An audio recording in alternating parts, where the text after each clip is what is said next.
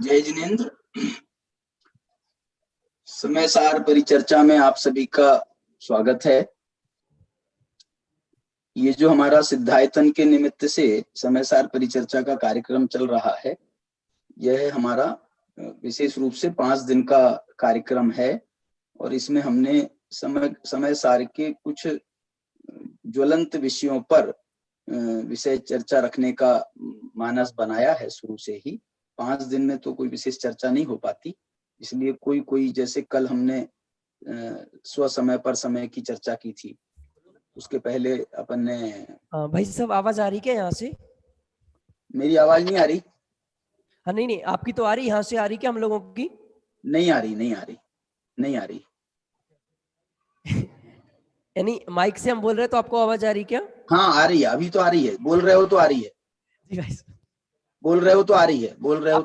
Continue चालू करें। ठीक है।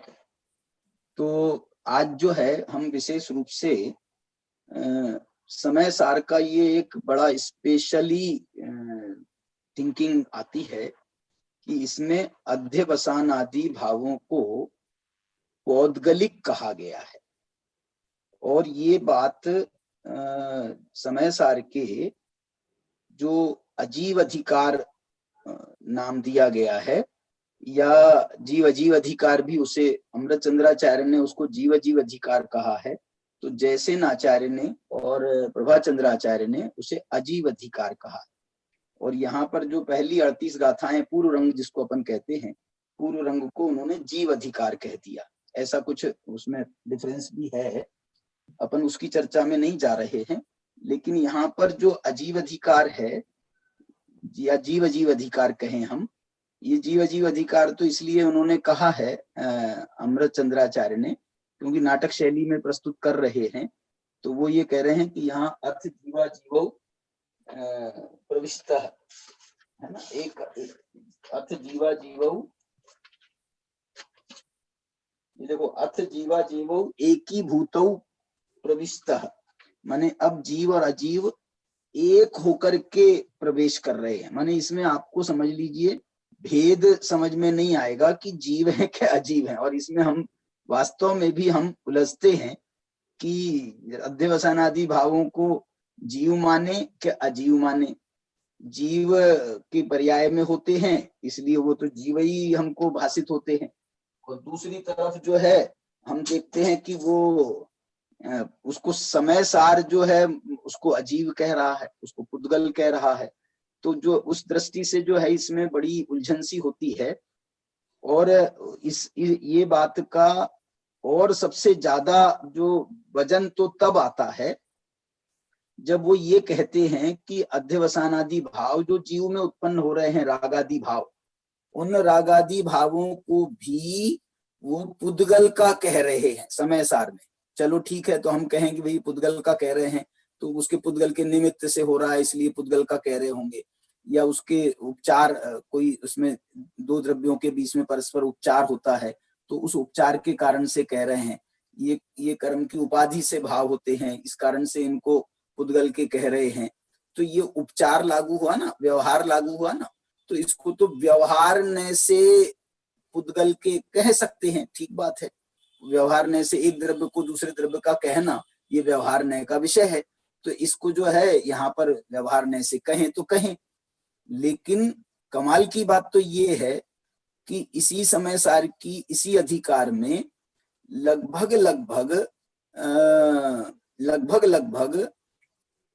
39 से लेकर के 43 गाथा का एक लॉट दिया है उन्होंने, 5 गाथाओं का एक समूह है। फिर 44 गाथा में इसका जब जवाब दिया है, अध्यवसान आदि भावों की 8 भेद बनाए थे उन्होंने, तो उसका जवाब दिया है। तो उन्होंने यही जवाब दिया कि एदे सव्वे भावा पुद्गल दव्य परिणाम निपन्ना, ये सब भाव अध्यवसान आदि के भाव जो हैं ये पुद्गल द्रव्य के परिणाम से निष्पन्न हैं। और केवली जिने ही भणिया, ऐसा भैया केवली जिनेन्द्र भगवान ने कहा, यहाँ पर उनने भगवान की भी साक्षी दी है। और कहते जीवोति उच्चंती, उनको तुम जीव कैसे कहते हो। इसमें मालूम क्या कहना चाह रहे हैं वो ये कह रहे हैं कि ये पुद्गल द्रव्य के परिणाम से निष्पन्न है अध्यवसान आदि भाव, ये निश्चय न से कह रहे हैं। ये कमाल की बात है। ये इसमें प्रॉब्लम जो समझने में आता है वो ये आता है कि ये बात निश्चय न से कही जा रही है। व्यवहार न से कहते एक द्रव्य को दूसरे होता, लेकिन यहाँ पर वो जीव के परिणाम हैं और भाव कर्म के परिणाम जो जीव के हैं उनको भी वो पुद्गल के परिणाम कह रहे हैं। तो ये बात जो है वो हमारे को समझ में नहीं आती है।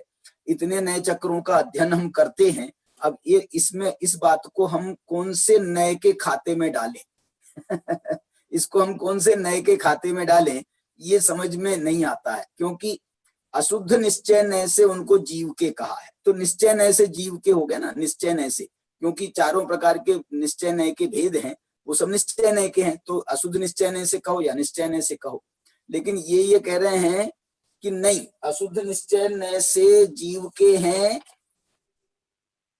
ये व्यवहार है।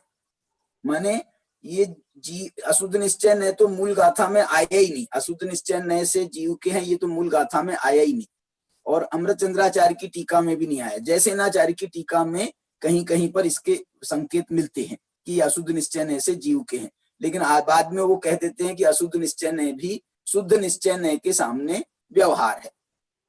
तो जो है ना, ये पुद्गल के हैं, ये पुद्गल के हैं, रागादि भाव पुद्गल के हैं। ये शुद्ध निश्चय नय का कथन है, ये शुद्ध निश्चय नय का कथन है, इसलिए ये निश्चय नय का कथन हो गया, और जीव के हैं वो व्यवहार नय का कथन हो गया। ये जो है ये बड़ी समझने में बहुत ज्यादा हमको परेशानी आती है। और ये गाथा 44 गाथा भाव कर्म के लिए कह रही है। 45 नंबर की गाथा में उन्होंने द्रव्य कर्मों के लिए भी जो है वो तो पौद्गलिक है, उसमें कोई दिक्कत नहीं है हमको, लेकिन ये गाथा का संकेत ऐसा जा रहा है कि उन्होंने पुद्गल में कहे है ना इन अध्यवसानादि भावों को, उसके रेफरेंस में वो 45 गाथा में कह रहे हैं देखो 8 प्रकार के कर्म भी पौद्गलिक है ना, और ये 8 प्रकार के कर्मों के कारण से ही ये भाव होते हैं, इसलिए इनको भी हम पौद्गलिक कहें तो क्या गलत है, क्या गलत है। देखो इस प्रकार से इन्होंने अब जो 46 नंबर की गाथा है, वो 46 नंबर की गाथा और एकदम स्पष्ट कह दे रही है कि व्यवहारस दरीसणम उवेसो वन्निदो जिनवरे ही। यह जिनेन्द्र भगवान ने व्यवहार नय का दर्शन कराया है। क्या दर्शन कराया है कि जीवा ए दे भावा, ये अध्यवसानादि भाव जीव के हैं, ये व्यवहार नय का दर्शन कराया है। जीवा ए दे सव्वे अध्यवसानादौ भावा, अध्यवसानादि के जितने भी भाव हैं वो जीव हैं, ये व्यवहारस दरीसणम, ये व्यवहार नय का दर्शन है। तो जीव के हैं, अशुद्ध निश्चय नय को आप यदि व्यवहार में ले जाते हो तो ये कह रहे हैं कि व्यवहार में अशुद्ध निश्चय नय को व्यवहार में ले गए, वो तो ठीक है कि व्यवहार से इसको जीव के कह रहे हैं, लेकिन शुद्ध निश्चय नय से पुद्गल के कह रहे हैं। ये एक जो है बड़ा धर्म संकट वाला काम है। उस दृष्टि से हम इसकी जो है विशेष चर्चा आपके सामने करना चाह रहे हैं। और इसके बाद में इसी को और आगे भी बढ़ाई। 40 के बाद में 47 48 में उदाहरण दिया। 49 में फिर उन्होंने वो अव्यक्त क्या नाम अलिंग ग्रहण की गाथा प्रस्तुत कर दी। और उसके बाद तो और उन्होंने अपना जो अध्यवसान आदि भाव 8 कहे थे पहले, उसका विस्तार किया। और वो उसका विस्तार 50 से 55 गाथाओं में 29 बोलों में उसका विस्तार किया, 29 बोलों में। और वहां तो अध्यवसान से ही संबंधित भाव थे मुख्य रूप से 39 से 43 में, लेकिन इनमें उन्होंने अध्यवसान आदि के साथ में वर्ण से लेकर के गुणस्थान पर्यंत के भावों को भी उन्होंने पुद्गल के कहा। और ये बात को आप देखें तो जो 50 से 55 गाथा है, तो 55 नंबर की गाथा जो आखिरी की है 29 बोलों को बता करके आखिरी का पंक्ति है, वहां लिख दिया जेन दु एते सव्वे पुद्गल द्रव्यस्य परिणाम। क्यों? क्योंकि ये सब पुद्गल द्रव्य के परिणाम है। तो ये यहाँ पर भी पुद्गल। ऐसा भी हमको लग सकता था कि आचार्य जो है ना, एक जगह उन्होंने पुद्गल के कह दिया है, कुछ हो गया होगा, लेकिन एक जगह नहीं, वो फर्म है, बहुत फर्म है। और उन्होंने पूरी 30 गाथाओं में इस बात को बारंबार, 30 गाथाएं माने 39 से लेकर के 68 गाथा तक का ये जो जीवा जीव अधिकार है, या दूसरा नाम अजीव अधिकार है, उसमें उन्होंने बाकायदा इसको खूब लंबाया है। फिर 55 गाथा के बाद में 56 गाथा में भी वही बात कही। 56 गाथा में उन्होंने और स्पष्ट कह दिया, क्या कह दिया, व्यवहारेण दुएदे जीवस्य हवन्ति वर्णमा, व्यवहारने से ये वर्णादि भाव हैं, गुण ठाणंता भावा, गुण स्थान पर्यंत के भाव, नदु के ही निश्चय नयस्य, इनमें से कोई भी निश्चय नय का नहीं है, निश्चय नय से जीव का नहीं है।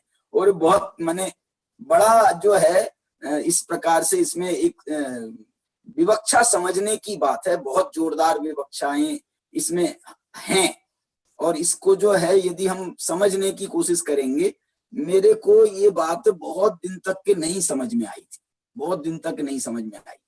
और ये जो है मैंने एक बार अभी जब पीएचडी की थी द्रव्यगुण पर्याय विषय पर, उसके बाद मेरे को जो है ये कब समझ में आ गई मेरे को पता नहीं, लेकिन उसकी विवक्षा बहुत प्यारी विवक्षा है, उसकी अपन चर्चा अभी और करेंगे। और आखिरी की इसकी मैं 68 नंबर की गाथा और आपको सुनाना चाहता हूँ। 68 नंबर की गाथा माने बिल्कुल अंत की इस अधिकार की। 68 गाथा में भी वो कह रहे हैं कि ये गुणस्थान आदि भाव जो कहे गए हैं, ये मोहन कम्म सुदियादुवर्णिया जे इमे गुण ठाणा, माने ये अकेले गुणस्थान के लिए विशेष बात कही गई कि मोहन कम्म, मोहिनी कर्म के उदय से गुणस्थान होते हैं, इसलिए ते कह हवंती जीवा, उनको हम जीव कैसे कह सकते हैं यदि मोहिनी कर्म के उदय से हो रहे हैं। तो जो और इस गाथा की टीका बहुत जोरदार है, इसी गाथा की है ना, वो यव का उदाहरण दिया है, नहीं यव का उदाहरण आया है, कहां पर आया है,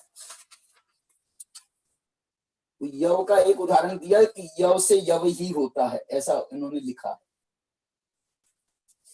कौन पर है, तो इन्होंने जो है जो जिससे होता है वो वही होता है, ये इसका हेतु दे करके यव पूर्वक जो होते हैं, माने जो जौ हम बोए ना, तो उसके जौ बोएंगे, बीज जौ के डालेंगे तो उसमें जौ के ही तो पौधे लगेंगे। तो इसी प्रकार से बोल रहे हैं कि ये गुणस्थान के जो है ना मोहिनी कर्म के उदय से हो रहे हैं, तो मोहिनी कर्म पुद्गल हैं, अचेतन हैं, तो जो है उससे होने वाले गुणस्थान आदि के भावों को भी उनको अचेतन कह दिया, माने अचेतन कह दिया, पुद्गल का परिणाम कह दिया। ते कह हवंती जीवा जे नित्य मचेदना उत्ता, जिनको नित्य अचेतन कहा है उनको जीव कैसे कह सकते हो।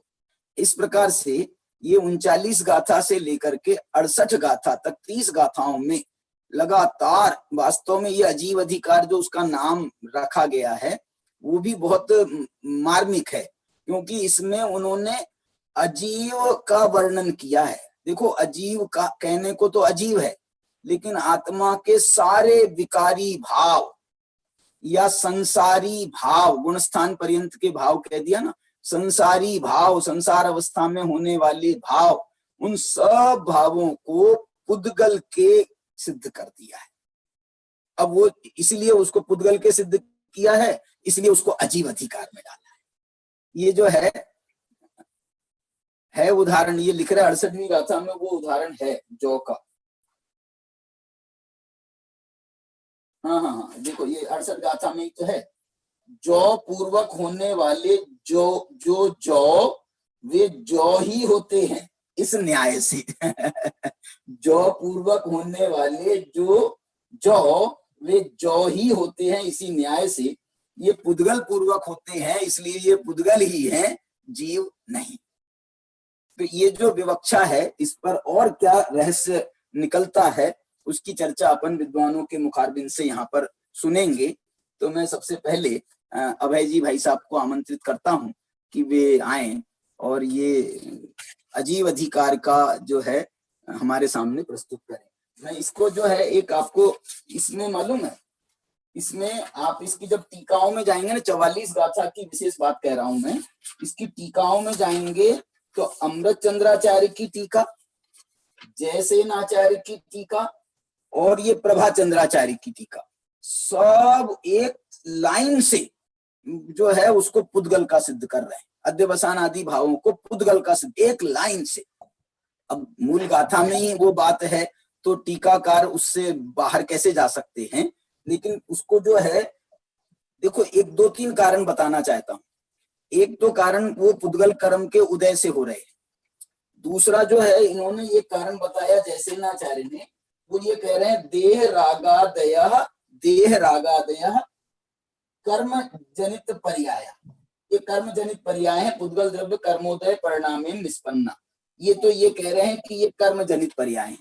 लेकिन ये प्रभाचंद्राचार्य ने इसमें एक चीज और जोड़ी है, वो बताना आपको चाहता हूँ।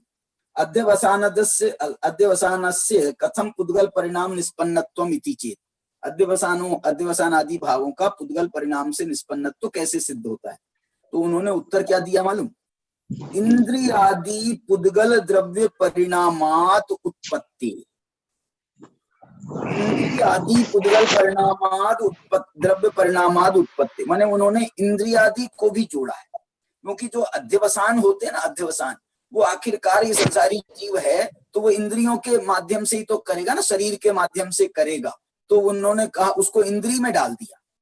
और वर्णादि, जो वर्णादि को भी कहा है तो वर्णादि भी वो इंद्री के विषय बनते हैं, तो इस कारण से उन्होंने उसको इंद्री आदि उत्पन्न भी एक बात कही है। ये एक विशेष बात जो इसमें आई है वो मैंने आपको बताई है, और विशेष चर्चा अपन विद्वानों के माध्यम से करते हैं। हाँ भाई साहब। क्या मेरे को बोलना है राकेश जी? हाँ भाई साहब, हाँ हाँ हाँ हाँ। अभी मैं नीचे से ऊपर आया हूँ तो विषय अच्छा। तो मेरे में आ गया, बाकी आपके तक में सुने ज्यादा नहीं। जी जी। मुझे तो बस एक बात इसमें नजर आती है। जी जी जी। मैंने अभी प्रवचन में भी कहा था हाँ कि कोई पूछेगा में क्या है तो अपन कह सकते एक शब्द में कि भेद विज्ञान है। तो हाँ। और भेद विज्ञान में पार्टी अपना आत्मा मन शुद्धने का विषयभूत ज्ञाय भाव, वो एक पार्टी होना चाहिए। हाँ। तो की जो एक कहावत है, एक और राम और दूसरी ओर गांव, तो गांव में फिर सभी चले हाँ। गए फिर, तो इसलिए अपन शुद्धात्मा को अलग कर भिन्न देखें, तो उससे भिन्न जो है सब, चाहे वो अध्यवसान आदि भाव हो, चाहे वर्णादि भाव हो, चाहे रागादि भाव हो, और भिन्न है ये तो ठीक है, लेकिन पुद्गल का कह के भिन्न कहा है तो पुद्गल के साथ में उनका संबंध होने से, क्योंकि हाँ। धर्मास्तिकाय का तो नहीं कहा, आस्तिकाय का तो नहीं कहा, पुद्गल का ही, तो उसमें स्पर्श गंध वर्ण देखने की जरूरत नहीं है। लेकिन अचेतन होने के कारण, पुद्गल कर्म उदय से होने के कारण, लेकिन प्रयोजन इनसे भिन्न अपने को जानने का है, तो ये जीव अधिकार तक तो मतलब मूल प्रयोजन यही है। बाकी और हमारे साथी विस्तार से अगर उन्होंने सुना हो तो वो बताएं, मैं भी ज्यादा उसमें कुछ नहीं कहता। नहीं, इसमें जो मैं आप नयों के ज्ञाता माने जाते हैं नयों की कक्षा आप लेते हो, मैं आपसे ये कहना चाह रहा हूं कि इसको अशुद्ध निश्चय नय से जीव के कहा है, तो वहां तक तो वो निश्चय नय का से सिद्ध होता है नयों की शैली में, और यहाँ पर वो ये कह रहे हैं कि व्यवहार नय से जीव के हैं, निश्चय नय से पुद्गल के हैं।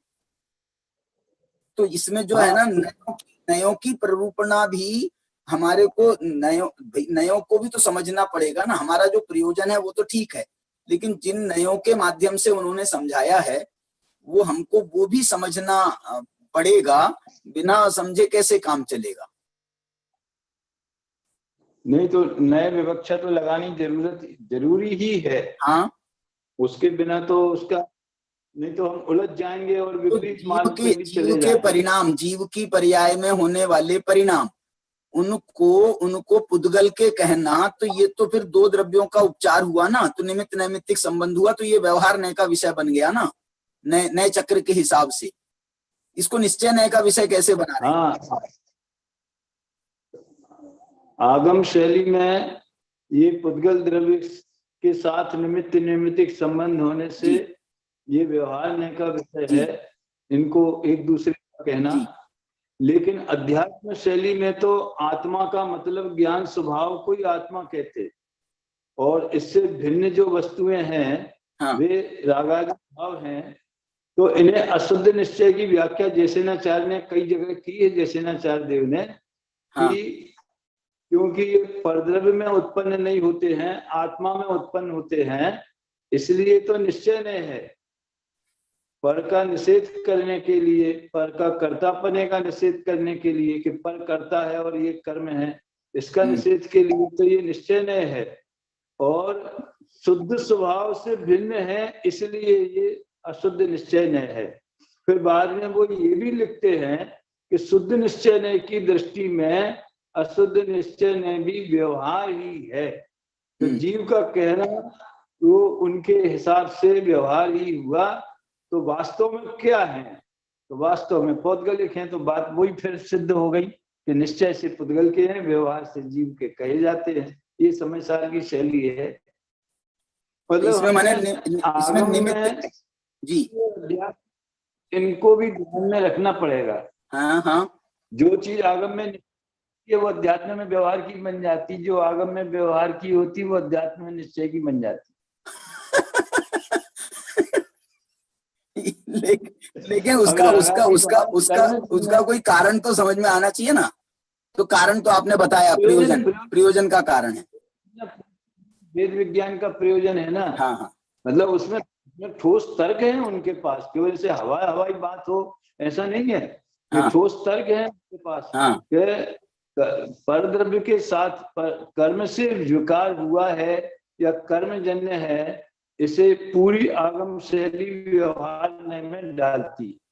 हाँ, और निश्चय तो समझ भी डालता है। जो 80 के गाथा के बाद जो है वो तो आत्मा अपने परिणामों का करता है, पुद्गल का करता नहीं है, इस पे सारा जोर उन्होंने डाला है। हाँ, और दूसरी तरफ उपाय जैसे ग्रंथों में कि ये कर्मजन्य है, और जीव के जिसको भाषित होते हैं जीव में है, वो प्रतिभाति बालिशा नाम सैव खलु भाव बीज है। तो उस जीव के मानना तो मिथ्यात कहा है, लेकिन वहां जीव का अर्थ प्रमाण का विषयभूत या परिणमने वाला परिणामी द्रव्य ये नहीं है जो आगम शैली में जीव द्रव्य का वर्णन है। वहां पे जीव का अर्थ शुद्ध स्वभाव मात्र, उसे जीव स्थापित करो। फिर ये रागादि भाव को जीव का मानना मिथ्यात है, यानी उसमें जीव की विवक्षा भी नए से समझनी पड़ेगी, तब वो बराबर बैठेगा कि उन्हें जीव के मानना मिथ्यात क्यों कहा है। तो चाहे उन्हें अशुद्ध ने से कहा हो, व्यवहार ने से कहा हो, अशुद्ध निश्चय से कहा हो, उपचारित सद्भूत व्यवहार से कहा हो, सब उनकी अलग अलग एंगल से व्याख्या है रागादि भावों की जीव के संदर्भ में। नहीं, मेरा प्रश्न भाई साहब, प्रश्न उसमें ये है कि निमित्त पुद्गल के निमित्त से होते हैं रागादि भाव, पुद्गल कर्म के निमित्त से रागादि भाव होते हैं। तो ये जो निमित्त नैमित्तिक संबंध है, ये व्यवहार नय का विषय है कि निश्चय नय का विषय है? हाँ, आगम शैली से बात है ना। आगम शैली में तो निश्चय नय का विषय है, व्यवहार नय का। जहाँ आगम शैली में व्यवहार नय का विषय, निमित्त नैमित्तिक संबंध, निमित्त नैमित्तिक संबंध। जहाँ अध्यात्म शैली में पुद्गल का कहा है, हाँ, तो उसमें इंटेंशन तो यही है कि पुद्गल कर्म के उदय के निमित्त से होते, उस सिद्धांत को वो सुरक्षित रखते हैं। हाँ, तो भी उसमें चेतना नहीं होने से उसका व्यापक भाव पुद्गल के साथ में मानते हैं, तो वो निश्चय से पुद्गल का हो जाता है। जैसे मैं अपने 76, 77, 78, 79 गाथाएं जो हैं, उसमें तो राग द्वेष सुख दुख ये सब इनका आदि मध्य अंत में व्यापक भाव पुद्गल कर्म इनमें व्यापक है। तो जब आप चेतना की दृष्टि से देखोगे तो इनमें चेतना नहीं दिखाई पड़ेगी, चेतना का नास्तित्व है, यानी फिर इसमें जड़त्व का अस्तित्व है, इसलिए फिर वो पुद्गल के खाते में निश्चय से चले जाते। मतलब कोई उभय नय विरोध ध्वंसनी स्यात् पदाम के, यदि दोनों नयों की अपेक्षा समझी जाए तो कोई विरोध नहीं होता है। मनीष जी भाई साहब अपने साथ जुड़ गए हैं, मैं मनीष जी को लेना चाहता हूं, उनसे अपन कुछ चर्चा करेंगे इस बारे में ही। हाँ भाई साहब, जय जिनेन्द्र सभी को। भाई साहब जय जिनेन्द्र। ये अध्यवसानादि भाव पौद्गलिक हैं, वर्णादि से गुणस्थान पर्यंत के भाव पौद्गलिक हैं, पुद्गल के हैं, और निश्चय नय से पुद्गल के हैं। मेरा ये प्रश्न है कि निमित्त नैमित्तिक संबंध को निश्चय नय का विषय क्यों माना जा रहा है समय सार में? देखो, निश्चय और व्यवहार का निर्णय तो जो वक्ता है उसकी नियत के हिसाब से होगा कि उस विषय के पीछे उसकी नीयत क्या है। और चूंकि यहाँ समय सार में नियत है एक शुद्धात्मा दिखाना, इसलिए वो जिन युक्तियों से दिखेगा वो सब निश्चय नय की युक्तियां हैं, और वो एक आत्मा जिससे ओझल होगा वो सारी युक्तियां व्यवहार नय की है।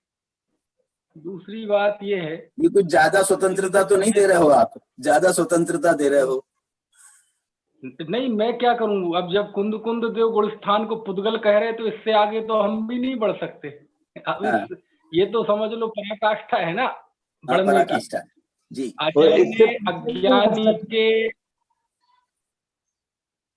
आचार्य ने अज्ञानी की पर्याय मूर्ता को पुष्ट करने वाली किसी भी युक्ति के लिए स्थान नहीं छोड़ा। उन सारी युक्तियों को उन्होंने उपस्थित किया और उसे अलग किया। एक और, जैसे ये अध्यवसान को पुद्गल का कहते हैं, तो इसके लिए कोई एक गाथा एक टीका को देखने से स्पष्ट नहीं होगा। इसके लिए पूरे समग्रता से समय सार देखना पड़ेगा। क्योंकि समय सार की दुनिया बिल्कुल अलग है। समय सार की शब्दावली अलग है, समय सार की पदावली अलग है, समय सार की परिभाषाएं अलग हैं। अब अलग क्यों है? क्योंकि 2000 साल की पूरी आगम परंपरा में एकमात्र ऐसा शास्त्र जो देखने मुझे मिला जिसमें कोई लेखक, कोई आचार्य, विद्वान ये कह रहे हैं कि मैं आत्मा दिखाऊंगा और उसका मैंने स्वयं अनुभव किया है। अब जब पूरी आगम परंपरा में एक ही शास्त्र ऐसा है जो खुल्लम खुल्ला आचार्य बिल्कुल कह रहे आत्मविश्वास से कि मैंने आत्मा का अनुभव किया और मैं आत्मा दिखाऊंगा, तो स्वाभाविक है उसकी पूरी दुनिया शेष आगम से थोड़ी अलग होगी। अब जैसे यहाँ अध्यवसान आदि को वो पुद्गल कह रहे हैं, तो आप पुद्गल में स्पर्श गंध वर्ण ढूंढने जाएंगे तो आपको कोई बहुत अच्छे रिजल्ट हाथ नहीं लगेंगे। क्यों नहीं लगेंगे? क्योंकि आप बताएं ना कौन से तत्व का विवेचन उन्होंने आगम की शैली में किया है। आप देखो निर्जरा तत्व, अब आगम में जाओ तो कहेंगे निर्जरा, तपसा निर्जरा, इच्छा निरोधा तपा, तप के भेद सभी पाक निर्जरा। अब वो तो वहां उस लाइन पे जाते ही नहीं, वो भोग से शुरू करते हैं निर्जरा की बात। आप संबर पे जाएंगे तो कहेंगे कर्मों का आना रुकना, वो नाम भी नहीं लेते, वो तो कहते उपयोग और उसमें क्रोध में भेद विज्ञान करना, शुद्धात्मा की उपलब्धि, ये संबर है। मोक्ष की जाते हैं तो कर्म के नाश की बात ही नहीं करते, वो तो कहते प्रज्ञा क्षणी के द्वारा आत्मा और कर्मों को भिन्न जानो। तो उनके तो हर तत्व का विवेचन बिल्कुल अलग ही दुनिया का है समय सार। इसलिए यदि पुद्गल यदि वो कह रहे हैं और पुद्गल में पुद्गल पने की व्याख्या हम जो सामान्य आगम में सब जगह है उसके हिसाब से करेंगे तो वो बात हाथ नहीं लगेगी। अब क्या है, मैं इसकी बहुत सरल व्याख्या करता हूं, बिल्कुल सरल व्याख्या पुद्गल की। कि पुद्गल का अर्थ होता है जो मिले बिछुड़े, पूरन गलन है। यानी पुद्गल जो मिलता है बिछुड़ता है, उसकी इस विशेषता के कारण उसको पुद्गल कहते हैं। यानी पुद्गल एक परिस्थिति को लिए हुए है जो बनती है, बिगड़ती है, कम होती है, ज्यादा होती है, उसमें उत्थान पतन, ह्रास, विकास, है ना, प्लस माइनस सब होता है। और ये जितने वर्णादि 29 प्रकार के भाव हैं ये इसी तरह के हैं। आप देखो आचार्य गुणस्थान को मोह के उदय जन्म परिणाम कहते हैं, अमृतचंद आचार्य गुणस्थान को अचेतन कहते हैं और ये कहते हैं कि ये आगम में प्रसिद्ध है ये बात। अब अमृतचंद आचार्य को कह रहे हैं कि आगम में गुणस्थानों का अचेतनत्व प्रसिद्ध है। अब हमें तो समय सार के अलावा कहीं नहीं दिखा, लेकिन वो कह रहे हैं प्रसिद्ध है।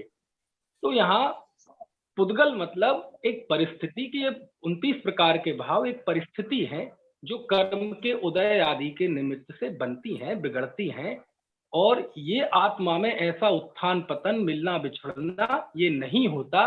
बस इसी का नाम है कि 29 प्रकार के भाव ये पुद्गल है। एक बात। दूसरी बात, एक अमृतचंद आचार्य की में बहुत बढ़िया बिंदु है। अमृतचंद आचार्य ने जगह जगह पे, चलो अभी आपने 68 गाथा का जिक्र किया था भाई साहब राकेश जी ने, उसी में ले लें तो वो हर चीज को पुद्गल का, गुणस्थान आदि को पुद्गल कहते हैं, गुणस्थान आदि को पुद्गल कहते हैं, और भी जगह है। उसके पीछे जो आचार्य ने युक्ति दी है, युक्ति, वो युक्ति बहुत मार्मिक है। क्योंकि मैं बार बार कहता हूं कि 5वीं गाथा को तो बिल्कुल माथे पे लिख लें। मैंने आत्मा का अनुभव किया है, मैं आत्मा दिखाऊंगा, आप स्वानुभव से प्रमाण करना। हर जगह वो लिखते हैं कि गुणस्थान आदि अचेतन है। क्यों? क्योंकि गुणस्थान आदि से भिन्न शुद्ध चेतन आत्मा ज्ञानियों को उपलब्धमान है। यानी जिन 29 प्रकार के भावों में दुनिया मस्त है, बहिरात्मा जीव उन्हें अपना मानता है, उससे भिन्न आत्मा की अनुभूति ज्ञानियों को होती है। और ज्ञानियों को वो अनुभूति होती है, इस युक्ति को अमृतचंद आचार्य ने कई जगह टीका में ज्ञानियों को उपलब्धमान है, ज्ञानियों को उपलब्धमान है। 6वीं गाथा में भी ऐसा ही लिखा है, पर द्रव्यों से भिन्न उपासित होता हुआ शुद्ध कहा है। तो आचार्य बहुत बड़ी युक्ति देते हैं अमृतचंद आचार्य कि चूंकि जिन जिनको आगम शैली में जीव कहा है, उन सबसे भिन्न चेतनत्व की अनुभूति ज्ञानियों को होती है, तो उन्होंने अनुभूति की कसौटी पर सबको पुद्गल कहा है। अनुभूति की कसौटी पर सबको रागादि को पौदगले 29 प्रकार के भाव को यदि सब विभाव पुग्गल दब्बस परिणाम पढ़ना, ये कहा है। तो ऐसा मेरा एक मत। नहीं, इसमें भाई साहब देखो 39 से 43 गाथाओं में जब उनने 8 बोल सुनाए बताए, तो टीकाकार अमृत चंद्राचार्य ने उसमें उस अज्ञानी के मुख से ये कहलाया कि भैया ये जो है ना अध्यवसानादि भावों के अलावा हमको तो कोई नहीं दिखता जीव, हमको तो कोई नहीं दिखता जीव। तो उसने जो हेतु दिया था, आचार्य ने उस हेतु का हेतु से खंडन किया। बोले तुम कह रहे हो नहीं दिखता है, भेद ज्ञानियों को तो दिखता है, तो अज्ञानियों की बात को प्रामाणिक माने कि भेद ज्ञानियों की बात को प्रामाणिक माने? आचार्यों की बात को, भेद ज्ञानियों की बात को, जो अनुभव कर रहे हैं उनकी बात को प्रामाणिक माने। तो हेतु से हेतु को उन्होंने काटा है। जो ये जो तर्क दिया जाता है ना भाई साहब पुद्गल वाला, कि मिलना बिछुड़ना वाला, मुझे लगता है इन्होंने तो स्पष्ट जो है ना ये तर्क नहीं दिया है यहाँ पर पुद्गल का सिद्ध करने के लिए। इन्होंने पुद्गल कर्म के उदय से उत्पन्न हुए हैं, यही तर्क दिया, इसलिए पुद्गल का कहा है उसको। मैंने पुद्गल कर्म के उदय से निष्पन्न है, इसलिए पुद्गल के हैं। और वो 68 गाथा में, लेकिन एक बात जरूर है, कहीं पर भी मुझे ये पुद्गल कर्म के निमित्त से उत्पन्न है इसलिए ये पुद्गल के, यहाँ निमित्त शब्द नहीं आया है। पुद्गल कर्म के उदय से निष्पन्न है, मतलब वहां डायरेक्ट उन्होंने कारण कार्य स्थापित किया, कारण कार्य स्थापित किया। ही मानते हैं आचार्य तो पुद्गल को राग का उपादान मान के बात करते हैं। तुम इसको ढूंढ के बताने वाले थे, बताओ ना ढूंढ के, तुम इसका कोई प्रमाण।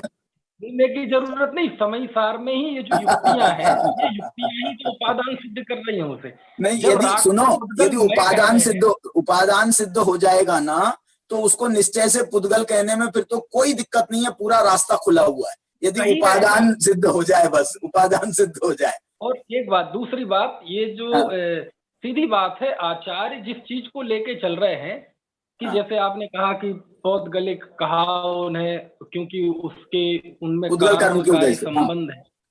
हाँ, सीधी बात है। तो ये इन सब जितने भी ये वर्ण आदि जो भी चीजें बताई, आप यदि न्याय की शैली में इनकी संगति घटित करें तो इनमें से 29 प्रकार के भाव में से एक भी भाव का चेतना के साथ अन्वय व्यतिरेक नहीं है। बहुत सुंदर। एक भाव के साथ भी अन्वय व्यतिरेक नहीं है। जहाँ जहाँ जीव है वहाँ गुणस्थान है, और जहाँ जहाँ गुणस्थान नहीं है वहाँ जीव भी नहीं है, किसी के साथ ऐसा घटित नहीं होता। जहाँ जहाँ जीव है वहाँ केवल ज्ञान है, जहाँ केवल ज्ञान नहीं है वहाँ जीव भी नहीं है, किसी के साथ घटित नहीं होता। तो आचार्य देव साक्षात देख रहे हैं कि यदि आपको अनुभूति करनी है, जो अनुभूति मैंने की है, तो आपको इसी बिंदु पर आना पड़ेगा। मैं एक हूँ, मैं शुद्ध हूँ, ज्ञान दर्शनमयी हूँ, और ये ज्ञान दर्शनमयी मुझे भगवान ने देखा है। सब्बंडाण दिट्ठु, ऐसा मुझे भगवान ने देखा है। इस तरह सर्वज्ञ की प्रामाणिकता और युक्ति की भी प्रामाणिकता और अपने स्वानुभव की प्रामाणिकता, ये तीनों जब एक साथ मिलती हैं तो समय सार की गाथाएं निर्मित होती है। बिल्कुल सही है, बहुत सुंदर है। नहीं, इसमें जो है मैं यही बोला आपको कि दो इनके तर्क थे, आचार्य भगवान के दो तर्क हैं। एक तो ये जीव नहीं है और दूसरा ये पुद्गल के हैं। तो ये जो जीव नहीं है उसमें तो तर्क ये है कि जो त्रिकाली ध्रुव भगवान आत्मा है, जो शुद्धात्मा है, द्रव्यार्थिक न्याय का विषय, वो जो है वो उसको जीव मान रहे हैं, उसको जीव मान रहे हैं। इनको वास्तव में जीव ही नहीं मान रहे आचार्य। इसको तो जीव के पर्याय जीव की पर्याय जिसको अपन कह रहे हैं, और वो जीव की पर्याय जीव से प्रभावित नहीं हो रही है। जीव की पर्याय है लेकिन जीव से प्रभावित नहीं है, वो प्रभावित है पुद्गल से। इसलिए पुद्गल से प्रभावित है तो इसलिए वो कह रहे हैं कि ये पुद्गल की है और तुम इसका आश्रय मत करो। तो जीव नहीं है तो त्रिकाली ध्रुव जीव नहीं है, और पुद्गल है क्योंकि ये पुद्गल द्रव्य के परिणाम से निष्पन्न है। तो ये जो दोनों तर्क है ना उनके मैच कर जाते हैं, और उन्होंने इसको जो है ना यही दोनों तर्क टीकाओं में भी दिए हैं कि वे जीव क्यों नहीं है, क्योंकि चैतन्य स्वभाव नहीं हो सकती है, चैतन्य स्वभाव रूप नहीं होने के कारण से। और पुद्गल क्यों है, क्योंकि पुद्गल के निमित्त से हुए या पुद्गल के उदय से हुए। और ये उन्होंने अध्यवसान पर भी घटाया, ये उन्होंने गुण स्थान पर भी घटाया, है ना।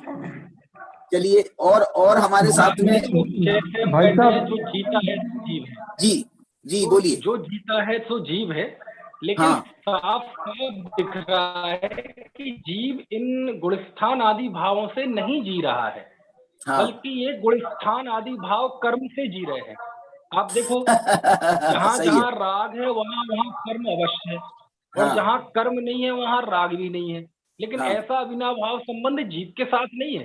हाँ। तो राग में जीवन है वो कर्म कृत है, और कर्म में जीवन है वो राग कृत है। लेकिन जीव का जीवन जो है ना राग में है ना कर्म में है। जिसका जिसके साथ में अन्वय व्यतिरेक होता है वो उसका होता है। ये बात मैंने है न्याय ग्रंथों की, लेकिन इन्होंने अध्यात्म ग्रंथ में भी उसका बहुत अच्छे से प्रयोग किया है। अध्यात्म में भी उन्होंने बहुत सुंदरता से प्रयोग किया है। और अन्वय व्यतिरेक वाला तर्क जो है ये बहुत सॉलिड तर्क है, मतलब कोई छोटा बड़ा तर्क, छोटा नहीं है तर्क, छोटा तर्क नहीं है ये। जी भाई साहब। हाँ बोलिए। गुणस्थान वाली बात अन्वय व्यतिरेक के साथ कैसे घटेगी, क्योंकि बिना गुणस्थान के जीव कहाँ मिलेगा। हाँ, बिना गुणस्थान के सिद्ध अवस्था है क्या नहीं? सिद्ध अवस्था की बात यहाँ है ही नहीं है ना। क्यों नहीं है? क्यों नहीं है बाबा, क्यों नहीं है? सिद्ध अवस्था की 29 भावों में बात तो वो भी है। पक्ष तो शुद्ध जीव को ही रखा है ना। देखो मैं बताता हूँ, पक्ष ने तो शुद्ध जीव को रखा है। जहाँ जहाँ जीव है वहाँ वहाँ गुणस्थान अवश्य है। क्या ऐसी व्याप्ति घटित होती है? इसके अपवाद सिद्ध भगवान है। हाँ। और जहाँ गुणस्थान नहीं है वहाँ जीव भी नहीं है, ऐसी व्याप्ति घटित होती है क्या? नहीं, उसका भी अपवाद सिद्ध भगवान है। जहाँ जहाँ केवल ज्ञान है, जहाँ जहाँ जीव है वहाँ वहाँ केवल ज्ञान है, ऐसी व्याप्ति घटित होती है क्या? नहीं। क्यों? क्योंकि जहाँ जहाँ उसके अपवाद हम सब हैं, हम जीव हैं, लेकिन केवल ज्ञान नहीं है। और जहाँ केवल ज्ञान नहीं है वहाँ जीव भी नहीं है, ऐसी व्याप्ति घटित होती है क्या? नहीं, उसके अपवाद हम सब लोग हैं, केवल ज्ञान नहीं है फिर भी जीवत्व है। तो ऐसे सबके साथ ही ऐसा है। जीव का जो चेतना लक्षण बताया आचार्य ने जीव अधिकार में, कि सर्वज्ञ के ज्ञान में जीव को नित्य ही चेतना लक्षण वाला देखा गया, यानी चेतना उसकी पहचान है, चेतना ही उसका जीवन है। क्योंकि उस चेतना में इस तरह की कर्म के उदय आदि की पराधीनता नहीं है, वो कोई परिस्थिति नहीं है चेतना, वो जीव की त्रिकाल वस्तु स्थिति है। वो मन स्थिति से वो चेतना की वस्तु स्थिति प्रभावित नहीं होती। इसी थीम को लेकर चले हैं कुंद कुंद देव, और इसी थीम पर ही वो सारे तर्क देते हैं। गुणस्थान आदि को पुद्गल कहते हैं, और ये 49 से 43वीं गाथा में अनुभास सबको पुद्गल कहते हैं। उसी बात को लेकर चले हैं। आप देखो जहां जहां भी उन्होंने ज्ञानी का चिंतन बताया, नास्ति में कुछ भी बताया हो, लेकिन अस्ति हर अरस मरूबम गंधम, ये तो नास्ति से हो गए। चेतना गुण को वहां लिया अस्ति से, तो ये है आचार्य, वो चेतना को, शुद्ध चेतना जिसमें उदय क्षय क्षयोपशम आदि नहीं है, उस शुद्ध चेतना को जीव की पहचान लेकर चले हैं, तभी वो समय सार में आत्मा दिखा पाए। और उस चेतना, शुद्ध चेतना की दृष्टि से सब कुछ अचेतन है। अरे जब अकलंक देव जब ज्ञान दर्शन गुण, आत्मा के ज्ञान दर्शन गुण के अलावा बाकी गुणों को अचेतन कहते हैं, वो है ना उनका स्वरूप संबोधन, उसमें उन्होंने अन्य गुणों तक को अचेतन कहा। तो फिर तो ये जो कर्म के उदय आदि जन्य स्थिति बनती हैं, जो कि पर्याय हैं, उन्हें यदि कुंद कुंद देव ने पुद्गल कह दिया, अचेतन कह दिया, तो क्या आश्चर्य की बात है। शुद्ध चेतना पहले हमें उसमें अस्थि ढूंढनी पड़ेगी कि आचार्य कुंद कुंद देव किस वेदी पर बैठकर ये बाल बोल रहे हैं। वो शुद्ध चेतना पर बैठकर, उस कसौटी पर बैठकर या उस सिंहासन पर बैठकर ये बात कर रहे हैं कि शुद्ध चेतना ये जीव है, बाकी सब मुझसे भिन्न है। अब बाकी सब मुझसे भिन्न है, तो आगम में भिन्नता के सबसे बढ़िया शब्द कौन सा है? अपन कहते हैं ये सब पुद्गल है, पर है। तो पुद्गल ये परत्व का प्रतीक है, पुद्गल ये भिन्नता का प्रतीक है कि जिस शब्द के प्रयोग से हमें एकदम भिन्नता, धक्का लगे, तो आचार्य ने सबको पुद्गल कहा। पुद्गल से एकदम आपके दिमाग में एकदम करंट लगना चाहिए कि ये भिन्न है, मुझसे बिल्कुल भिन्न है। तो इस तरह का मैं समझता हूँ। देखो मैं एक बात, दूसरी गाथा में पुद्गल कम पदेश ठिदम जो शब्द है, उससे हम 29 भावों को जोड़ सकते हैं। जोड़ सकते हैं ना, कल भी अपन ने जोड़ा तो था ही, जोड़ सकते हैं भाई। क्योंकि जो है ना पुद्गल कर्म पदेश ठिदम, माने ये सब उनको पुद्गल के कह रहे हैं, या पुद्गल में स्थित हैं ये, तो इसमें ये पुद्गल में स्थित मान लो, या ये उनको पुद्गल मान लो, या आप पुद्गल कर्म, पुद्गल से पुद्गल दव्य परिणाम निपन्ना कह ले हो, तो ये सब एकार्थवाचक हैं वो सब। और वो ये आप कह सकते हो कि आचार्य कुंद कुंद भगवान के जो टारगेट थे वो बिल्कुल निश्चित थे, बिल्कुल जो ये जैसे मनीष जी कहते हैं ना कि 5वीं गाथा में जैसे उनने प्रतिज्ञा की और उस प्रतिज्ञा का निर्वाह पूरे समय सार में किया, ऐसे ही उनने वो दूसरी गाथा में भी उन्होंने वो अपना बता दिया था, संकेत कर दिया था कि भैया जीव किस, हम समय किसे कहेंगे, स्वसमय किसे कहेंगे, पर समय किसे कहेंगे, और जो है उसका उसमें सारे संकेत हैं। और इसी दृष्टि से जो है ना मेरे को लग रहा है कि वहां पर भी यदि हम स्वसमय पर समय का ये भेद भी करें, ये वाला भेद भी करें कि स्वसमय माने मेरा शुद्धात्मा वो स्वसमय, और बाकी के सब भाव पर समय। क्यों कह रहा हूं मैं ऐसा? क्योंकि जो उन्होंने कहा जीवो क्या लिखा है, चरित्र दर्शन नाना ठिदो, माने जो जीव अपने चारित्र दर्शन ज्ञान में स्थित है, माने यहाँ पर पर्याय वाली बात ना लेवे हम, अभेद रत्नत्रय वाली, हम इसकी बात लेवे कि जो शुद्ध जीव है वो दर्शन ज्ञान चारित्र में अपने गुणों में स्थित है, अनादि काल से स्थित है, वो स्वसमय है। और जो पुद्गल कर्म के प्रदोषों में स्थित है, तो ये जो पर्याय रूप जीव है ये अनादि काल से ही ये कर्मों के प्रदेशों में स्थित है, संसारी है, कर्मों से बंधा है अनादि काल से, इसलिए इसको जो है कोई दिक्कत नहीं है। मुझे लगता है ये इस लाइन से भी हम समय सार को समझ सकते हैं। और आगे ये विवक्षा बैठ जाएगी भाई साहब, ये बराबर कुछ ऐसे संकेत भी देती है, ये विवक्षा बैठ जाएगी, ये बराबर है ये संकेत। हाँ, तो ये संकेत कुछ उन्होंने डाले हैं ऐसे। अब जो है टीकाओं में फिर जब उन्होंने अभेद रत्नत्रय को ले लिया, तो फिर अब हमको फिर अभेद रत्नत्रय से ही उसको समझाना है कि भैया स्वसमय जो है वो अभेद रत्नत्रय वाला है, पर समय जो है वो राग द्वेष वाला है। तो वो जो है ना स्वसमय पर समय की विवक्षाएं भी इसी प्रकार से बदलती गई हैं, अनेक जगह पर अलग अलग विवक्षाओं से उन्होंने उसको समझाया है।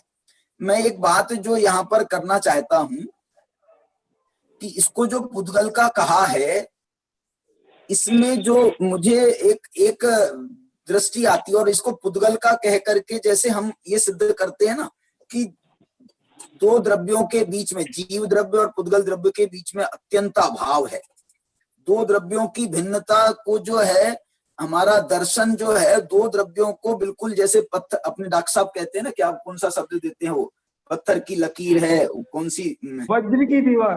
वज्र की दीवार, हाँ दादा का शब्द है वज्र की दीवार। दो द्रव्यों के बीच में जैसे वज्र की दीवार है। मुझे ये विवक्षा ख्याल आती है कि ये जो समय सार है ना, ये समय सार भी 9 तत्वों की बात कर रहा है, 9 पदार्थों की बात कर रहा है। तो जैसे 6 द्रव्यों के बीच में परस्पर में वज्र की दीवार है, ऐसे ही 9 तत्वों के बीच में भी तात्विक दृष्टि से देखें तो वज्र की दीवार है, तात्विक वज्र की दीवार खड़ी हुई है इनमें 9 तत्वों के बीच में। एक मुझे दूसरा एक बहुत अच्छा प्रमाण अभी कुछ दिन पहले ही मिला, वो संयम ने खोज रहा था वो द्रव्य के संबंध में, तो कहाँ कौन से ग्रंथ का बताया था उसने, जय धवला का।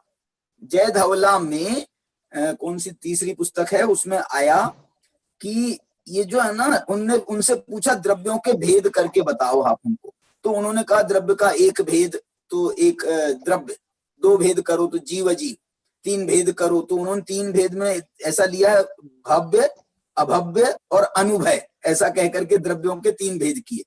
उनसे कहा द्रव्यों के 4 भेद करो, तो उन्होंने द्रव्यों के 4 भेद किए, संसारी मुक्त, ऐसे कुछ 4 भेद किए उन्होंने।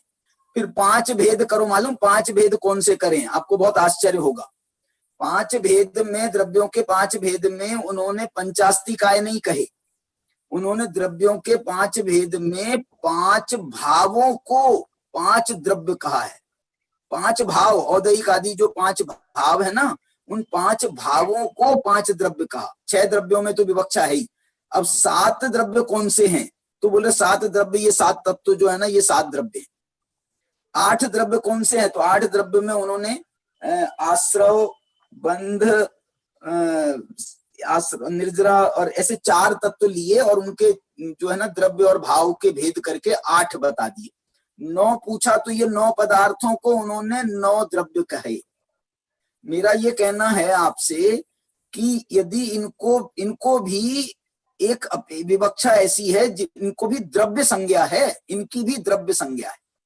द्रव्य संज्ञा कुंद ने भी द्रव्य संज्ञा दी है, वहां पर जीवादि बहितच्चम कह करके उन्होंने जीवादि बहितच्चम, और नहीं 50 नंबर की गाथा है जो नियम सार की, उसमें उन्होंने कहा कि ये सब भाव जो औदयिक आदि भाव हैं, ये पर द्रव्य हैं, पर भाव हैं, इसलिए हे हैं। उनने उनको पर द्रव्य की संज्ञा दी। तो मेरा ये कहना है, जब ये पर द्रव्य की संज्ञा दे रहे हैं, तो ये जो है ना, तो आश्रव का जीव के साथ में ये 2 द्रव्य जैसा भेद है। जीव का अजीव के साथ में, जीव का आश्रव के साथ में, जीव का पुण्य पाप के साथ में, जीव का बंध के साथ में। और यदि आगे बढ़ करके बहुत सोचे, हम नियम सार की दृष्टि में जाएं, तो ये सारे तत्व बहिर्तत्व हैं, तो वो आश्रव, बंध और मोक्ष भी ये बहिर्तत्व हैं। तो ये दृष्टि से जो है 2 द्रव्य यदि मान लेंगे ना, तो इनमें फिर हमको 2 द्रव्य होने पर हमको फिर इनकी भिन्नता भी में भी हमको कोई दिक्कत नहीं आएगी।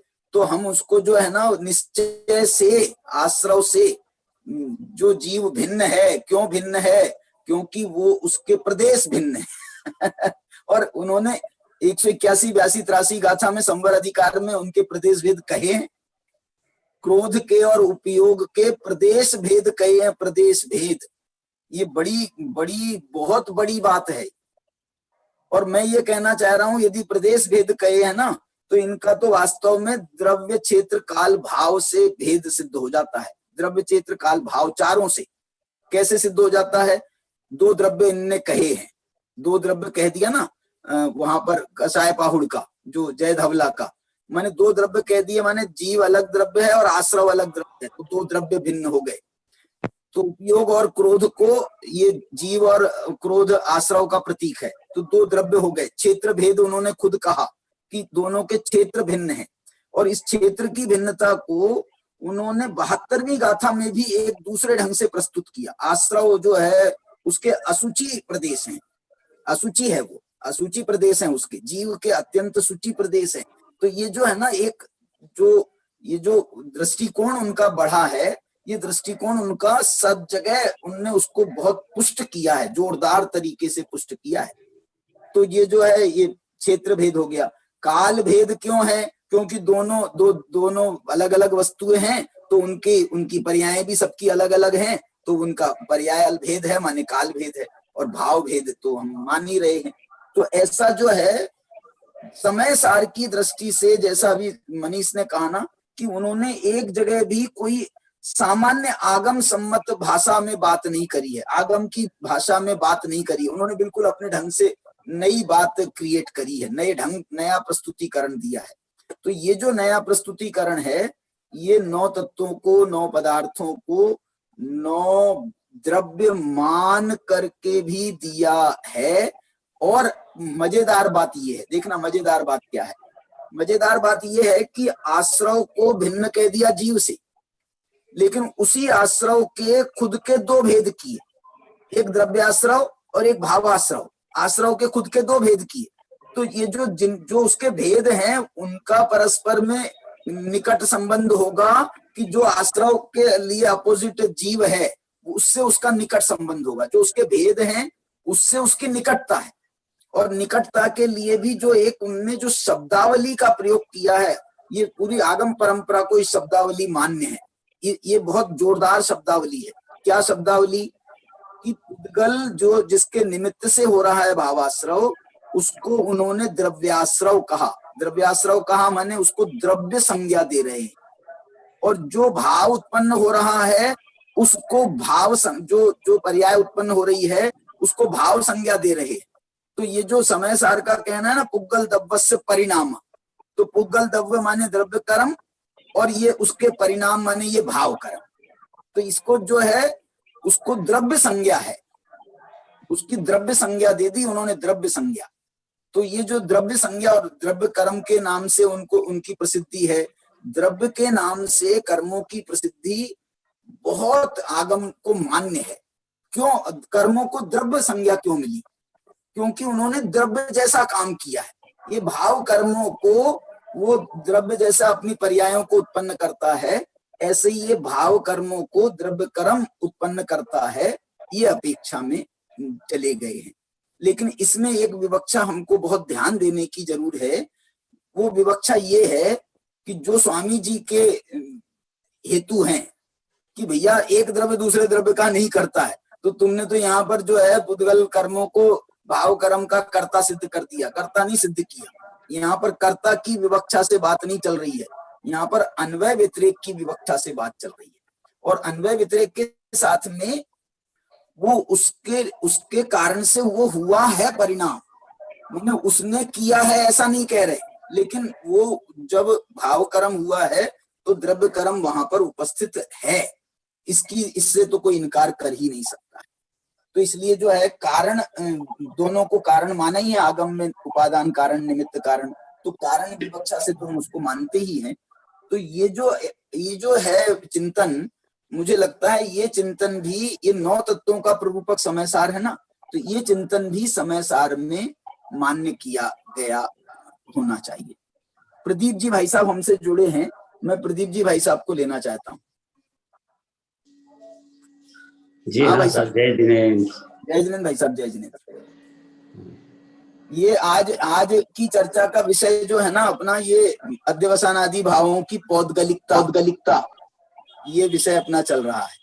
हाँ, तो हाँ। इसके संबंध में ही पूरी चर्चा चल रही है। अभय जी को सुना हमने, मनीष जी को सुना, बीच बीच में हमारे संजय जी ने बात करी है, अभी सुनील जी थे बीच में, लेकिन अब सुनील जी शायद नहीं है अभी।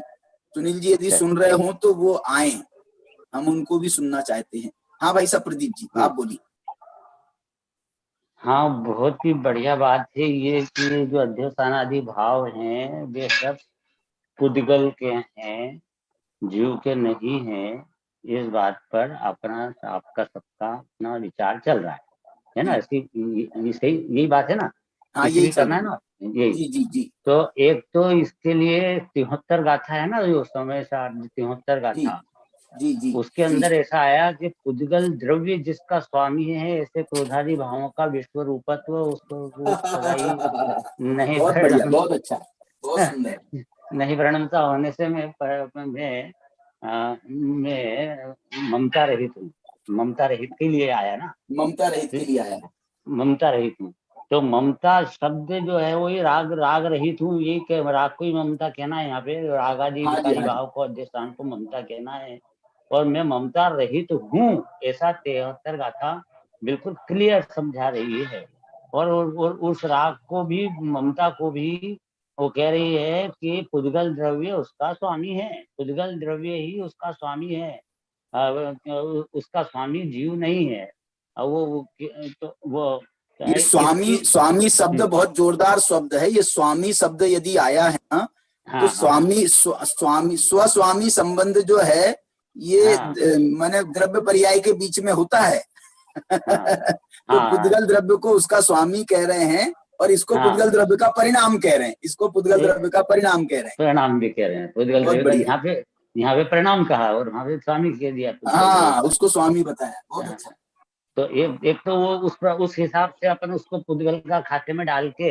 अच्छा, दूसरी बात इसी है। तो एक तो ये अपेक्षा हो गई पुद्गल स्वामी। दूसरा ये कि निश्चय नहीं लगाना है अपने को कि निश्चय नहीं से भिन्न है। हाँ, तो निश्चय नहीं लगाना है। तो परमार्थ दृष्टि से निश्चय नहीं से हमारा जो त्रिकाली द्रव्य ध्रुव भगवान आत्मा है, ये द्रव्य है अपना निश्चय से। निश्चय लगाते ना अपन, तो निश्चय का विषय भूत द्रव्य तो पारमार्थिक शुद्धात्मा है। तो भाई शुद्धात्मा जब निश्चय का विषय है तो उसके सामने जितने भी कुछ है वो सब भिन्न में चले जाते हैं। तो वो जो रागादि भाव है वो मेरा ये निश्चय का विषय नहीं है। तो मेरा आत्मा नहीं है। तो आत्मा से बाहर भिन्न है।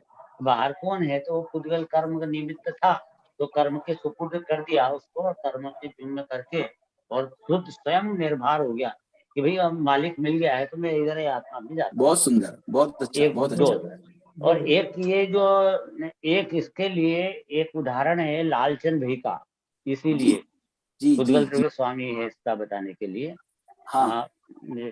तो वो ऐसा था कि वो एक गाय थी जो घूमते हुए चौराहे पर आई और गिर पड़ी। बहुत कमजोर थी, ऐसी थी, गिर पड़ी। अच्छा। तो उधर सेठ जी जा रहे थे, उनको दया आई तो उन्होंने उनके नौकरों को बुलाया फोन करके और क्या जाओ सब इसको लेके चलो, घर पे लेके चलो। तो उसको लकड़ी से उठाया और कैसे तैसे करके घर पे ले गए। अब वो तो पूजा करने जा रहे थे सेठ जी, तो पूजा छोड़ दी और गाय को लेकर के वहां गए। तो अब उसके कारण से उसकी गाय की वो सेवा करते, शुश्रूषा करे, सब करे, तो पूजा पाठ सब छूट जाती, सारा काम जा रहा है और उसकी सेवा में लगे हुए हैं बेचारे। क्या करें, इसका स्वामी नहीं मिल रहा, कोई स्वामी नहीं मिल रहा था। अच्छा। तो इतना में क्या हुआ कि वो उधर गाय का मालिक ढूंढते ढूंढते गाय को वो आया वहां पे चौराहे पर, किसी से पूछा कि भैया इधर कोई गाय? हाँ गिरी भी थी, तो सेठ जी ले गए तुम्हारे घर पे, उनके घर पे। तो वो सेठ जी के घर पहुंच गया। अच्छा। जैसा भैया मेरी गाय, देखो भैया यार तेरे अच्छा आ गया, तू ले, तू मालिक मिल गया, तू तेरी इसको संभाल, मैं फ्री हो गया, मेरी पूजा पाठ वापिस शुरू हो गई पूजा पाठ। तो उसका मालिक की खोज करना है, बस उसके मालिक की खोज करोगे तो वो अपनी जवाबदारी खत्म हो जाएगी। तो जब तक राग का स्वामी कोई नहीं मिल रहा था तो खुद को उसको राग को पालना पड़ रहा था, उसका कर्ता बनना पड़ रहा था, उसका भोक्ता बनना पड़ रहा है। अशुद्ध निश्चय नहीं से मतलब कि वो फालतू में मालिक बनना पड़ रहा है, फालतू में मालिक बना, यही तो अशुद्ध निश्चय नहीं हो, मालिक बन गया, मतलब बनना पड़ा उसको। अब उसके बाद जैसे ही भगवान जिनेन्द्र देव ने कहा यहाँ पे कि ये राग, ये तो पुद्गल का निमित्त से हुआ, तो पुद्गल मालिक है इसका, वो कर रहा है, तो तू क्या कर रहा है इसको? तो तुम भिन्न बैठा हो, भगवान आत्मा तो द्रव्य। अरे तो स्वामी मिल गया, तो इससे राग को पुद्गल के जुम्मे किया और खुद निर्भर होकर अपने भगवान आत्मा की आराधना में डट गया। तो ये इसका एक खास उदाहरण उनका प्रसिद्ध था, ये लालचंद का, जो भी जिसमें भी उसको राग को पुद्गल का सिद्ध किया गया, स्वामी बनाया गया उसको। और अब ये इसके अंदर बाकी 50 से 55 के अंदर तो ये वाली 2 पॉइंट हैं ही सही उसके, कि वो एक तो पुद्गल द्रव्य का परिणाममय होने से और अनुभूति से भिन्न है, या अपनी अनुभूति से भिन्न है। तो पुद्गल द्रव्य का परिणाममय होने से, तो ये पुद्गल द्रव्य का परिणाम होने से इसको अपने, तो एक कारण तो ये कि इसलिए इसको पुद्गल का कहा कि पुद्गल द्रव्य का परिणाममय भी लिखा है। क्यों लिखा है उसका अपन तर्क विचार लेते हैं यार। और अनुभूति से भिन्न है, तो अनुभूति से भिन्न है, तो अनुभूति से भिन्न में तो ये शुद्धात्मा रूप जो अनुभूति है या ज्ञानोपयोग अपना जो द्रव्य की अनुभूति करता है, उस अनुभूति में माने ज्ञान में से ये भिन्न ही बिल्कुल भाषित होते हैं हमको, क्योंकि उसका स्वरूप बिल्कुल बैठता ही नहीं, अपने अनुभूति से बाहर रहते हैं, इसलिए भी वो पुद्गल के हैं, माने पर के हैं तो वो पुद्गल पे डालते हैं, पर के अपने में नहीं है, मतलब पुद्गल में, क्योंकि पुद्गल स्वामी सामने बैठा है ना, कर्म उसका, इसलिए वो पुद्गल का कहने में उसको आपत्ति नहीं आती। अपन ये कहेंगे कि राग तो पर का मेरे में नहीं है, बस ये हो गई सी बात, आप पुद्गल का क्यों कह रहे हो उसको? तो क्यों ये तो जैसे हमारा उसको भिन्न करते हैं, तो फिर ये भिन्न है तो किसका, ऐसा एकदम अंदर क्वेश्चन बनता है। तो फिर वो क्वेश्चन वो कर्म निमित्त बनते ही है उसका, कर्ता करने का और आदि आदि का। तो इस प्रकार से उसको राग को कर्म का कहना है, तो कर्म पुद्गल था, तो जो ही पैदा होते हैं, तो पुद्गल से पुद्गल जो पैदा हुआ है वो पुद्गल नाम पाता है, वो इस तरह से उसे पुद्गल का कहा।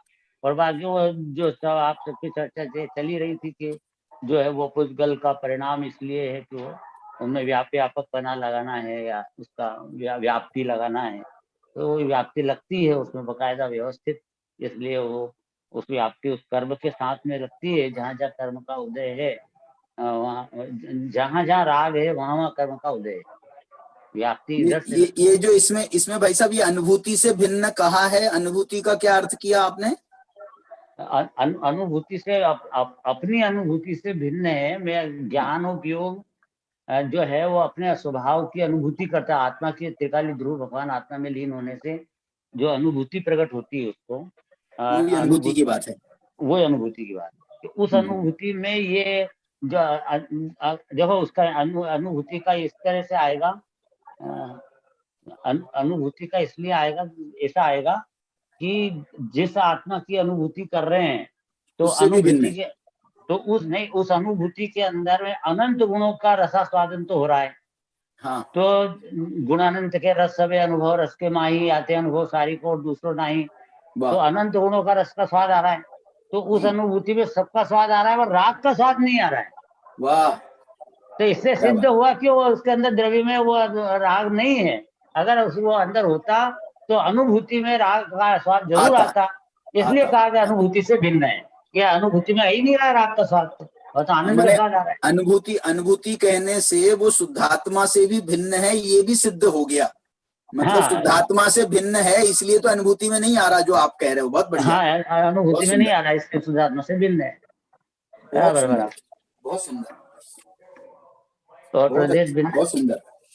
एक तर्क जो इसमें और आया था ना भाई साहब, जो 44 गाथा में, 44 नंबर की गाथा में, मैंने उसमें उन्होंने ये तर्क दिया था कि भेद ज्ञानियों को तो वो पृथक अनुभव में आ रहा है।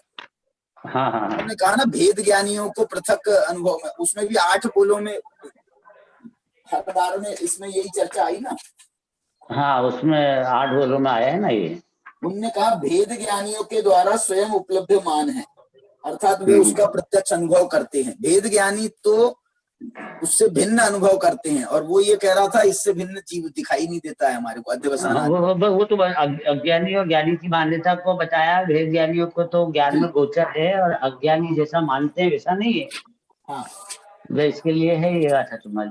बहुत सुंदर। अज्ञानी जैसा भी मान रहे हैं, हाँ, सभी 8 प्रकार से जो भी मानते हैं वैसा नहीं है आत्मा।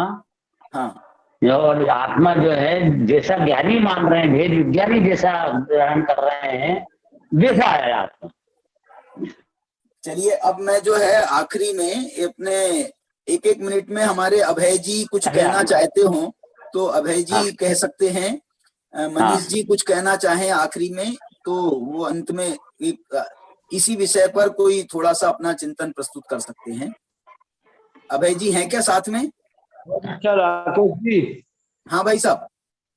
प्रदीप जी का चिंतन बहुत मंजा हुआ है, बहुत गहरा है। बिल्कुल। अच्छी विवक्षा से उन्होंने पौद्गलिक कर्म क्यों है, पुद्गल के क्यों है और उसका प्रयोजन क्या है, और मनीष की तो भाषा सुन के ही आनंद आ जाता है। सही बात है, बिल्कुल। के लिए सत्य और सटीक भाषा, जैसे वो लालचंद भाई का उदाहरण कैसा लगा? लालचंद भाई की याद आ गई होगी आपको? बढ़िया, बहुत बढ़िया। जैसे वो यूनिवर्सिटी के प्रोफेसरों को समय सार समझाते हों, बजाय मुमुक्षु। इतनी अच्छी आधुनिक नॉर्मल, मतलब आधुनिक जो हिंदी और उसी टाइप की भाषावली का प्रयोग करते हुए, तो मुझे तो बहुत प्यारी लगती है। और जो ज्ञानी की दुनिया अलग है, समय सार की दुनिया ऐसी है। तो आज बहुत मार्मिक, वो मेरे हृदय को छू गई कि एक ही शास्त्र ऐसा है जिसमें आचार्य कहते हैं कि मैंने अपने अनुभव किया है और तुम अनुभव से प्रमाण करना, वो शुद्धात्मा मैं तुम्हें दिखाऊंगा। मैं दिखाऊंगा। मतलब इतनी, किसी ग्रंथ में ऐसी विषय वस्तु नहीं है। अब गुण स्थान वाले क्या ये कहेंगे कि मैं गुण स्थान का अनुभव करता हूँ तो मैं गुण स्थान दिखाऊंगा, क्योंकि वो भी तो शुद्धात्मा जिनने गुण स्थान पे तो घट भी जाएगा, कर्मों पे कैसे घटाओगे? हाँ, जिन्होंने गुण स्थानों का कर्म बंध इत्यादि का है, वे भी उससे रहित आत्मा का अनुभव करने वाले ही संत थे। लेकिन उन्होंने जो ग्रंथ लिखा उसकी विषय वस्तु और प्रयोजन अलग था, और ये विषय वस्तु और प्रयोजन अलग है। ये बात मुझे बहुत अच्छी लगी कि एक ही अपूर्व ऐसा ग्रंथ है जिसमें एक गारंटी दी हो कि मैंने किया है और तुम भी करो ऐसा। बहुत बढ़िया। चलो अभी नहीं, मैं एक मनीष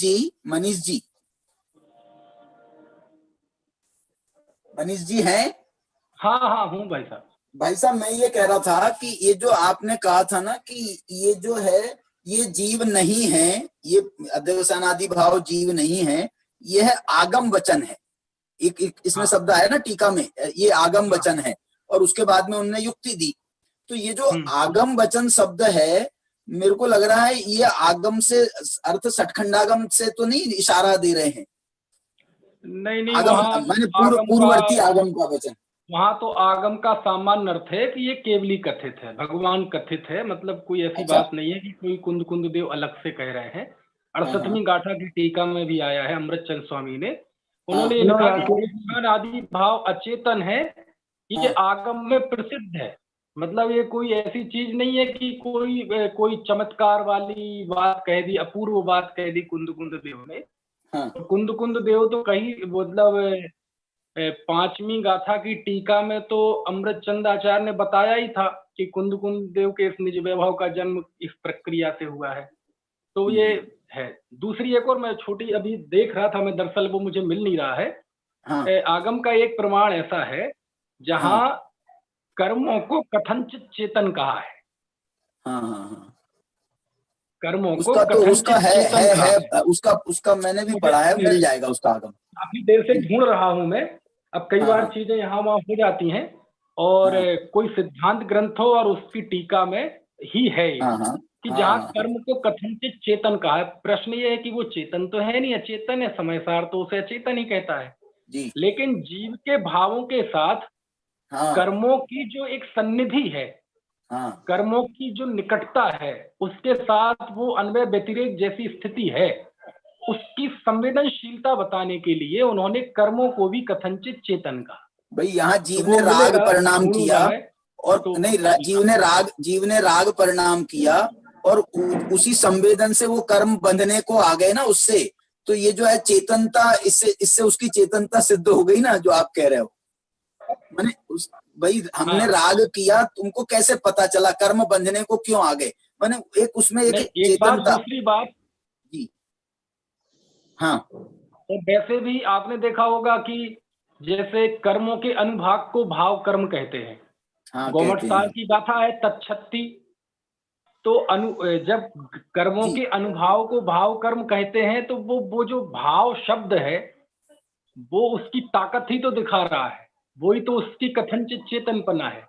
कि जीव रागादि रूप हाँ वर्णन तभी करेगा जब कर्म हाँ का उदय होगा और उसमें वो अनुभाग होगा। हाँ हाँ ये जो हाँ दोनों की आपस में हाँ सन्निधि हाँ है, हाँ, कुंद सही है। कुंदेव भी तो इसी थीम को लेकर चल रहे हैं। जी हाँ जी हाँ। राकेश जी, हाँ भाई साहब बोलिए।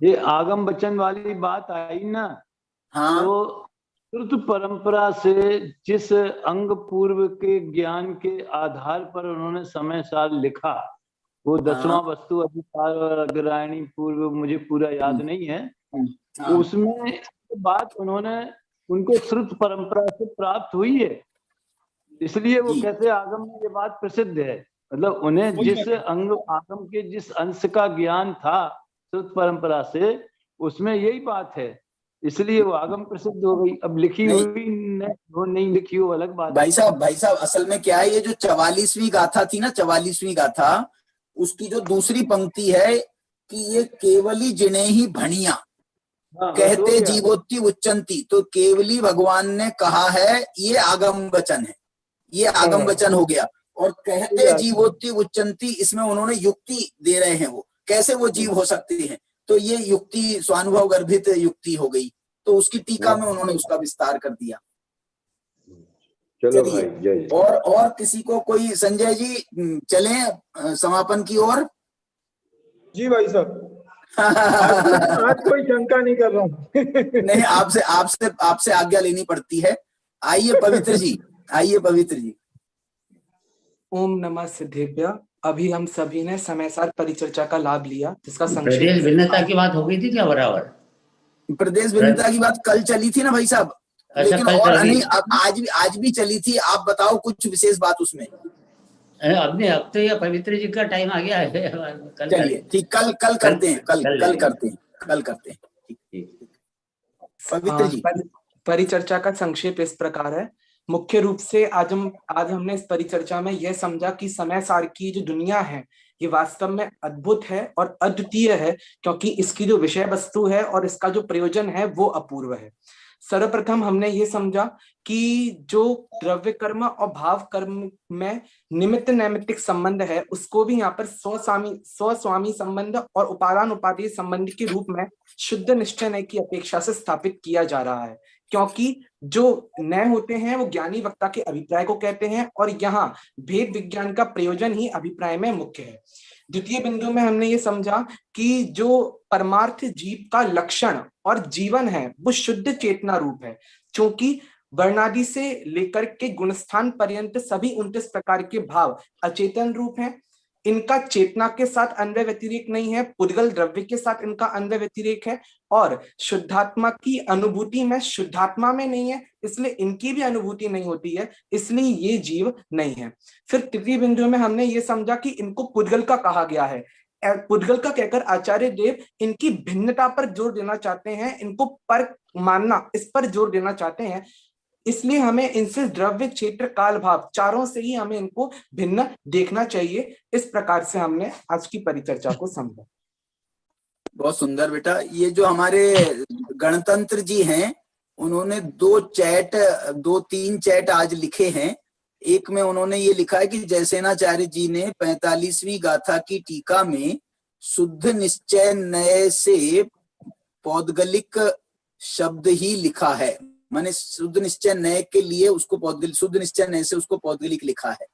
और दूसरी बात उन्होंने लिखी है, कुंद देव ने भी नहीं सोचा होगा कि इतनी विवक्षाएं भी हो सकती हैं। ऐसा मत कहो भाई, हम नहीं समझ पा रहे हैं उनकी विवक्षाएं को, तो हम तो जो है कोशिश कर रहे हैं खोजने की, लेकिन उनने भी नहीं सोचा होगा। अलंकारिक शैली में इन्होंने लिखा है। अलग दुनिया वाला है ना भाई, तो ऐसा लगा जैसे जैनियों का वेद शास्त्र आ गया हो सामने। बहुत सुंदर, बहुत अच्छा।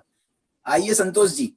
हाँ जी, जय जिनेन्द्र साहब। बहुत जय जिनेन्द्र भाई साहब। जय जिनेन्द्र। बहुत, हाँ, ये जो है हमारे प्रदीप जी जो है, हाँ भाई जी ने तो बोल ही दिया है, कहाँ से छांट छांट के लाते हैं, और हमारे लालचंद भाई जी की भी याद दिला दिया उदाहरण से, है ना। और ये भी जो अपने सारे विद्वान हैं, अभय जी तो खैर अब उनके बारे में हम कुछ नहीं कहेंगे, वो तो है ही, लेकिन सब ऐसा लग रहा है जैसे सारे रसों को मिला करके भोजन बनाया है और उनको पोषण कर रहा है, पुष्टि हो रही है। बिल्कुल सारे के सारे जो है विद्वानों की श्रेणी बहुत बढ़िया। राकेश जी उसमें नंबर 1 है। नहीं, ऐसा नहीं। राकेश जी तो सुधार है। मैं तो छेड़ू हूँ, मैं छेड़ना चाहता हूँ, छेड़ता रहता हूँ मैं तो। छेड़ना ही बड़ी भारी कला है, ये मामूली कला नहीं है। लेकिन कुछ भी वो हो, तुम ही छेड़ सकते हो, दूसरा कोई छेड़ भी नहीं सकता है। नहीं, ठीक है। बहुत सुंदर, बहुत बढ़िया। और चलिए अपन जिनवाणी स्तुति करते हैं। अनंत धर्मणस्तत्वं पश्यन्ति प्रत्यगात्मना अनेकांतमयी मूर्तिर्नित्यमेव प्रकाशताम्।